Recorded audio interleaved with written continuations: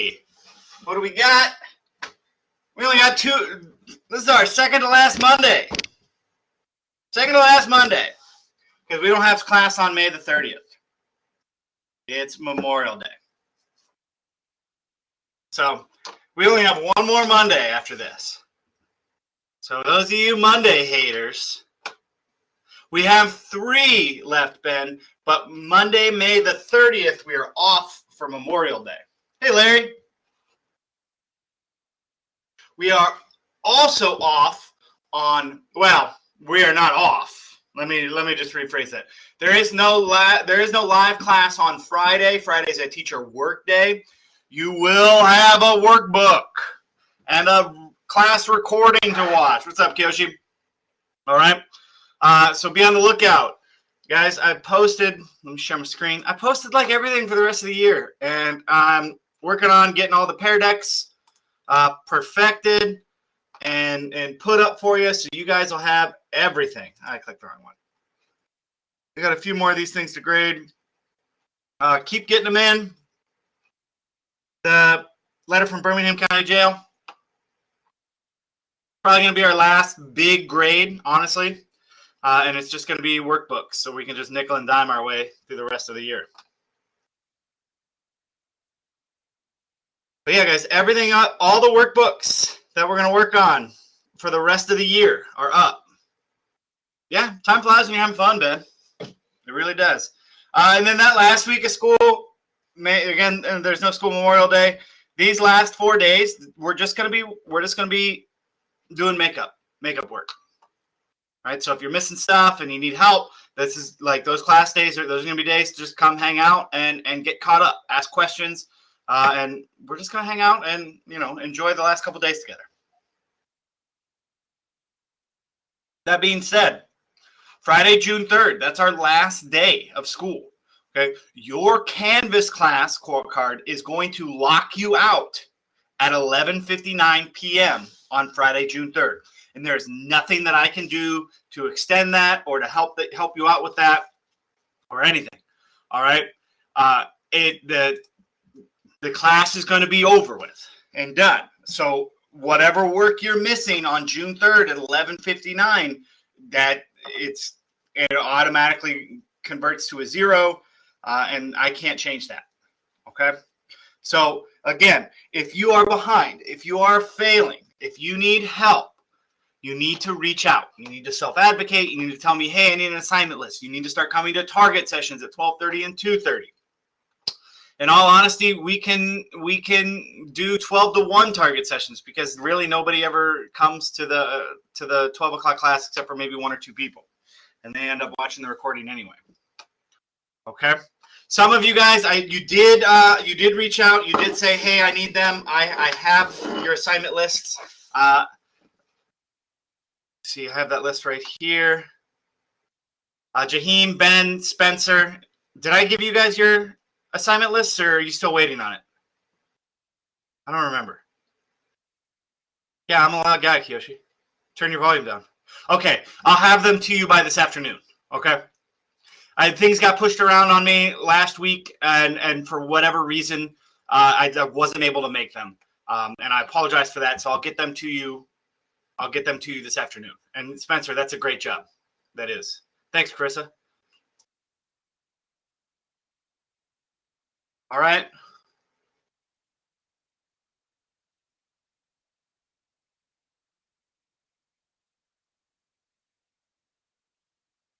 All right. Any questions before we get rolling? All right. There's a Pear Deck link. We'll continue on. Go ahead and click that link.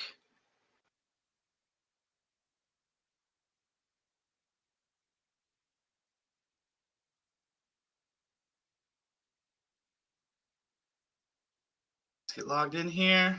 Again, if you're just joining us, a couple of us are. Hopefully you're staying dry and wherever you are. It's raining here. I hate it. This weekend was great. Sunny, warm. We went to the park yesterday. built my kid a swing set over at my parents' house last week. Let him go down the slide like once, and then we went home.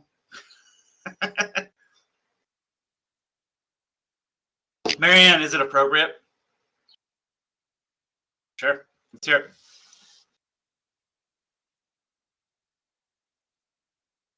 Marianne's typing out her story. Log into the Pear Deck.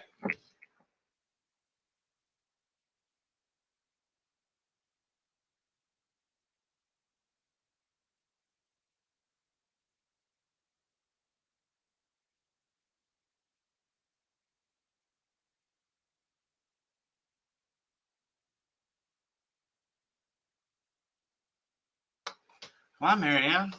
We only have 30 minutes. You could just unmute yourself and tell the story. Right? Marianne's over here writing a novel. It's like that 3-page text message. Like, you started crying? The wind blew you over? It was that strong? Oh man, that's not. We shouldn't laugh at that. That's a legit fear.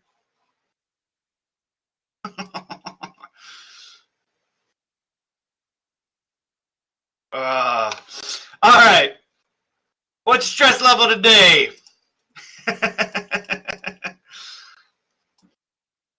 Where are we at today, guys? There's only 12 of us in here. Come on.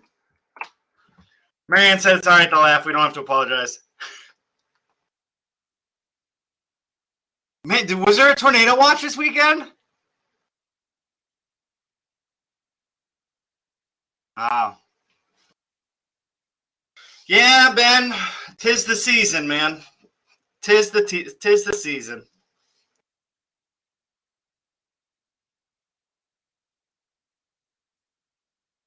Beginning of spring, you find that new boyfriend, girlfriend. Then towards the start of the summer, you break up with them, they dump you, and then you get to go have your summer fling at a summer camp, like that one movie. I'm sorry to hear that, man.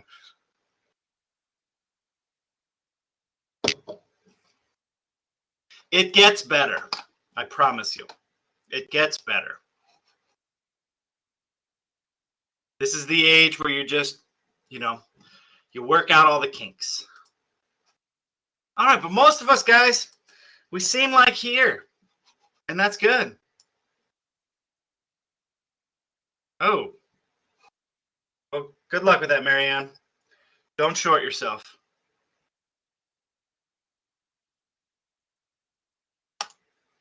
All right, real quick. The principal. Yes, we have a principal. Asked me to share these slides with you about re-enrollment. It's re-enrollment time, and we only have 3 weeks left of school. You can start scheduling your classes now if you're already re-enrolled for Odella next year. You can save your spot, and you won't get closed out. Our last day of school, as we said, we're June 3rd, and we just want to know if you're coming back to us, if you're not, or if you're undecided. Every student should declare re-enrollment. The link doesn't work. I'll try to get it to you by the end of class, all right? I'll post it on the Canvas. How about that?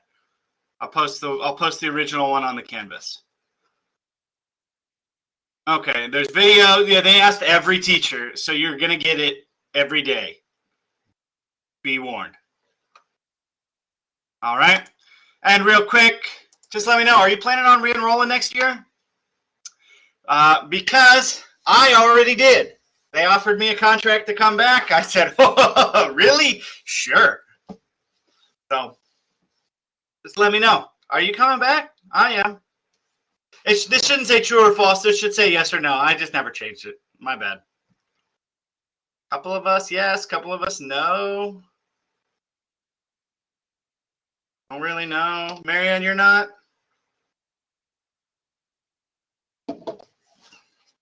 Spencer's not? Going back to Career Center. All right, nice, good. Vocational school is needed. All right, this should go quickly. Today's learning target. We're going to talk about Ronald Reagan today and his domestic policies by examining the views of what are known as the moral majority. Okay. Quick recap. Remember, we talked about Carter and Nixon and Ford in the 70s.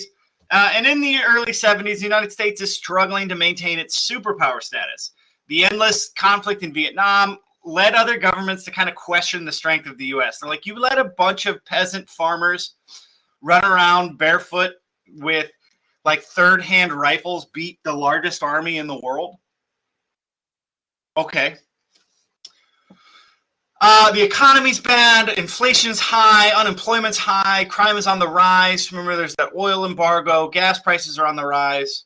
And people start to challenge traditional values like morality, right? We start becoming more accepting and tolerant of things like illicit drug use, divorce, crime, and sexual promiscuity.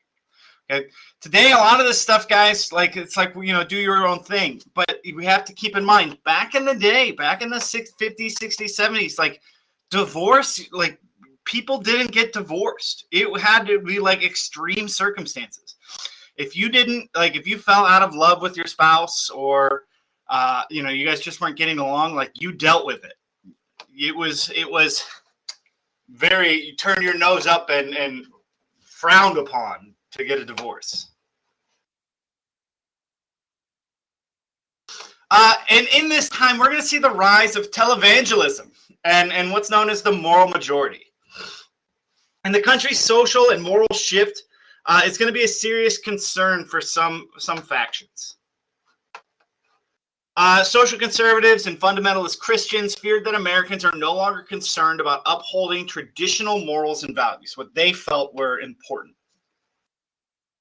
They were shocked at the uptick in crime and the prevalent drug use in the nation, and they feared trends like secularism and in education would gain a broader audience and become socially acceptable. In 1973, so the Supreme Court decided the Roe versus Wade hearing and upheld the right of women to have abortions within the first few months of their pregnancy. And this decision shocked conservative Christians.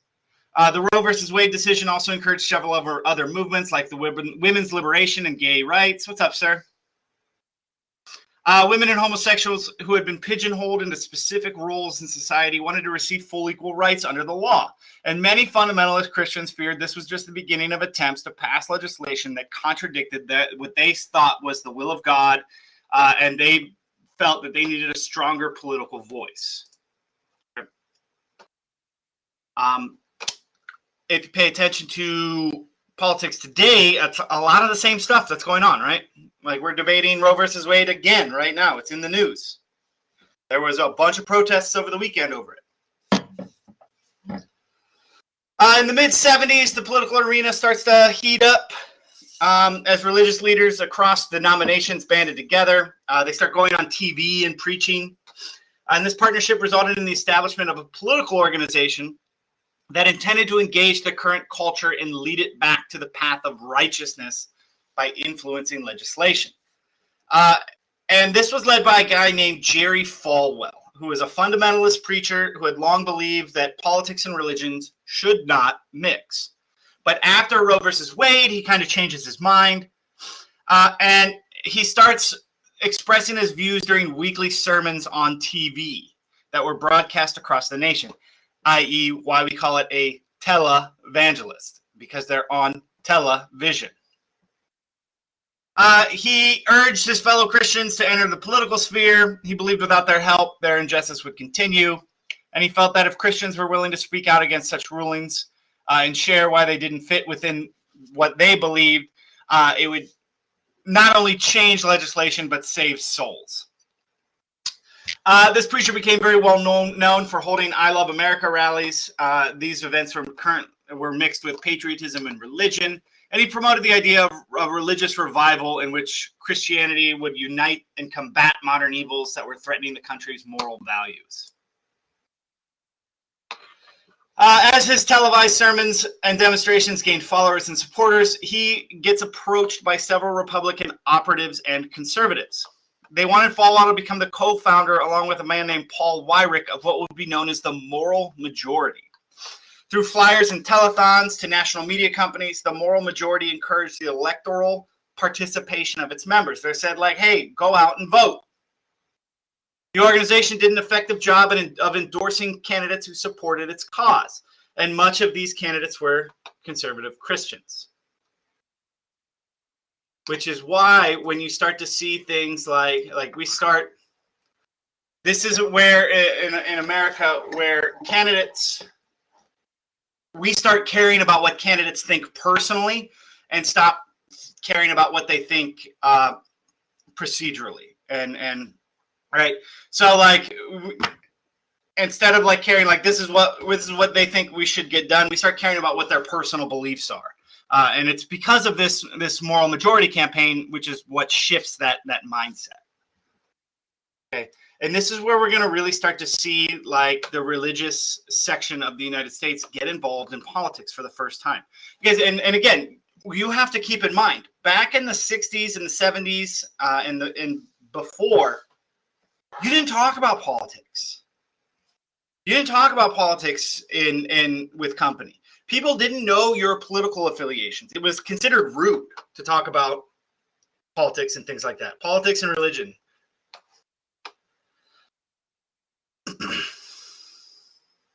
Most of us seem to have a good idea. All right. Enter the election of 1980. Jimmy Carter runs again for a second term, who is the Democrat, against Ronald Reagan. These were the two major candidates. These are the popular vote numbers. Reagan gets $86.5 million. Votes. Reagan gets 86.5 million votes to Carter's 43.9 million. Oh, I'm sorry. No, that was the total number of people who voted. Reagan got 43.9 out of 86. Carter got 35. There was 538, I guess if you read, right? There's 538 electoral votes in this election based on the population, and Reagan wins 489 of them. And you only need 270 to win. The 1980 election is considered one of the most lopsided elections in history.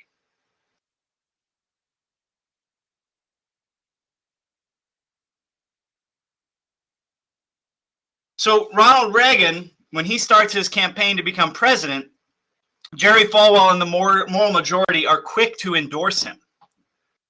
The organization even purchased commercial advertising to vocalize their support. Thanks in part to their help, Reagan quickly received the Republican nomination for the 1980 election. His appeal is amplified by the problems of the Jimmy Carter administration. Remember the Iran hostage situation, the oil embargo, he had the peace talks in the Middle East, but he lost a lot of voters with the Iran hostage situation. And with the economy being bad and crime on the rise and mixed with his foreign policy, Carter was doomed in this election.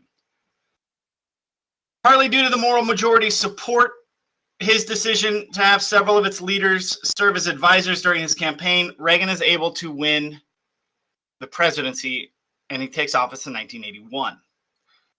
The Moral Majority's hopes that Reagan would be a key in turning the country around, and they're also hopeful that he's going to return the nation to what they believed was their traditional values.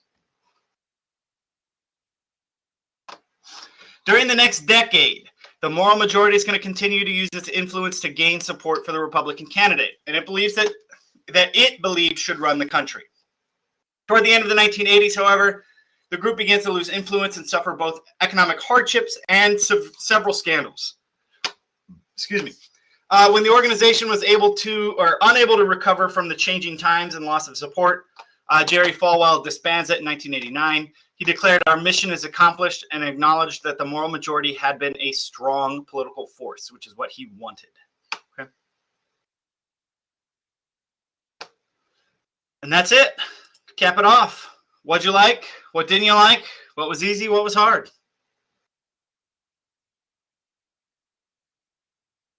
Again, if you are a follower of politics, especially modern recent politics, this is where, as we said, this is where we start to see the conservative right pull farther to the right, and as well as the liberal left start to pull even further left in retaliation to that pull to the right. This is where we start to see, religious leaders get involved in politics heavily. Now you've got like the Patriot Church, and they tell you who to vote for. There's that creepy demon-looking guy who thinks he can perform miracles. Oh, what's his name? They got Ernest Angley up in Cuyahoga Falls as a televangelist.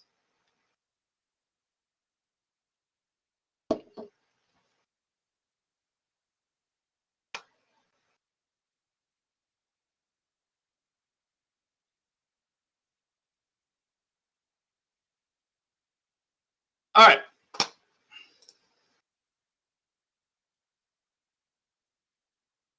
We got 6 minutes.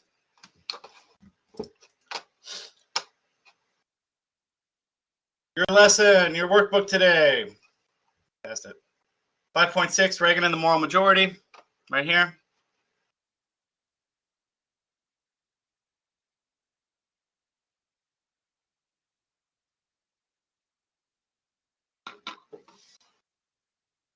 All right. Any questions, guys? Comments, concerns?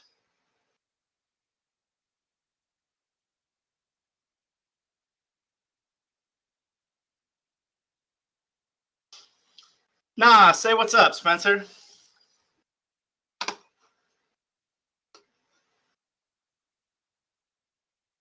All right, let's go over this Unit 4 assessment real quick. And I had a few questions about it. Again, remember guys, we worked on it Thursday, May 5th and May 6th, and we did these in class. We did half of this in class. So if you're confused, if you need help, watch these class recordings. Watch class Friday, watch class Thursday, May the 5th, May the 6th. You'll get the answers.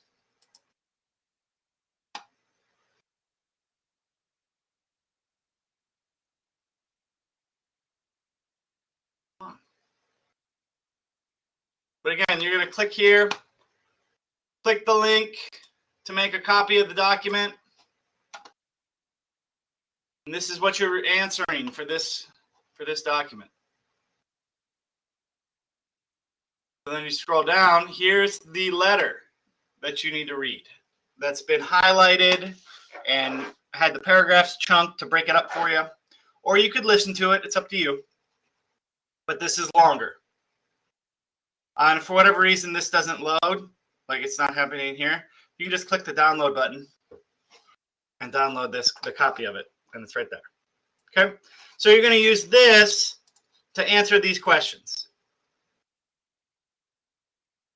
Okay, but again, keep in mind, if you watch the videos, the class recordings from May 5th and May 6th, we answer half of these questions. So if you want the answers, watch those two videos for half of the questions. The other half are like your opinions. I do want to say, again, there's a number of us who haven't turned it in yet. Number 6 is the one that most students are missing. All right, it's asking you to summarize the document. So that means I want to know what is the main idea. So you're going to tell me the main idea of the document, what's going on, and then you're going to provide 3 significant details that back up that main idea. Okay? They're not just 3 random facts or 3 things you found interesting. There are 3 significant details that back up what you said the main idea was. Okay? Next is the audience. All right, a lot of us are saying that this was written for everybody in the civil rights movement, and that's not true. Okay, it tells you right at the top who the audience was. We highlighted it. Okay, so hopefully that answers a few questions for you on that, and I get a lot more turned in. because right now that's hurting us.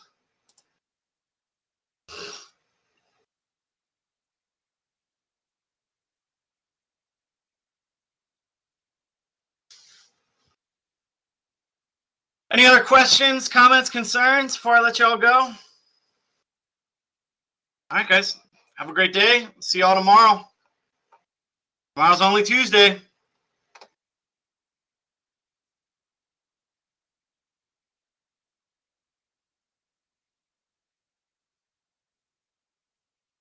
Bye, Ben. Bye, sir. Bye, Spencer.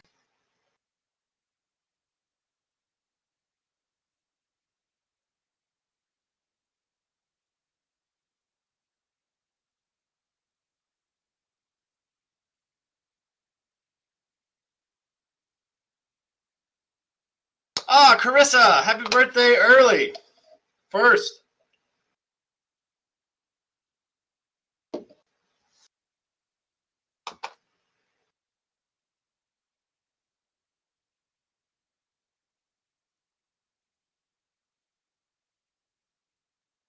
All right, guys. You guys have a great rest of your day. Get to science class. Show up early. And ask questions in science. All right, don't forget, target session at 12:30 and 2:30. The 12:30 target session is going to be, that big blue button will be in the 12 o'clock class session. So when you get that email for the 12 o'clock class session, and if you want to attend the 12:30 target session, just come into that at 12:30, okay? Make sense? Alrighty.